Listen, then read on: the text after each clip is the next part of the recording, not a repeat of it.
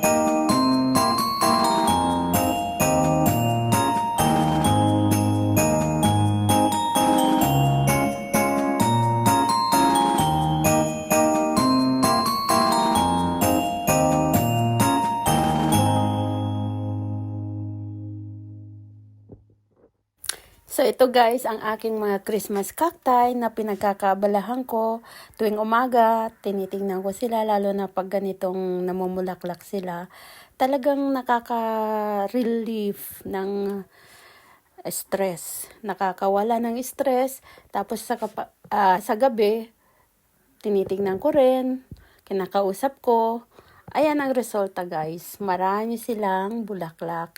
Yung mga iba kong kaibigan, nagtatanong sila kung paano ko daw ito napapamulaklak. So taon-taon, 2 hanggang 3 beses silang namumulaklak.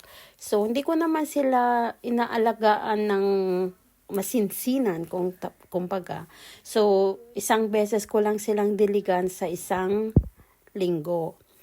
Basta kung tuyong-tuyo na yung kanilang garden soil o yung lupa sa paso, saka ko lang yan didiligan. Okay, so ayan muna ngayong umaga. At sana magustuhan nyo itong aking video at mag-comment naman kayo o kaya share nyo naman ang aking video. Para sa ganon ay dumami naman ang aking mga views. At saka yung mga hindi pa nakaka-subscribe sa aking YouTube channel, please subscribe and share this video. Kung gusto nyo magkaroon ng ganitong bulaklak, pwede ko kayong bigyan ng kanyang mga sanga para naman meron kayong tanim na ganito. Kasi talagang maganda ang magkaroon ng maraming tanim sa loob ng bahay, hindi lang sa nakakatulong silang linisin ang hangin sa loob ng ating mga kwarto, ito ay nakakapagpaganda din sa ating paligid at relieve ng stress, lalo na sa ating mga mommies, sa ating mga housewife, at yung mga nagtatrabaho, talagang nakakawala ng pagod kapag ganito ang makikita mo sa iyong mga halaman. Okay, so thank you very much and please subscribe my channel, like, comment, and share, and don't forget the notification bell para sa ganon kapag mayroon akong bagong videos ay manonotify kayo. Okay, so happy Sunday everyone and enjoy your day and enjoy watching. Thank you.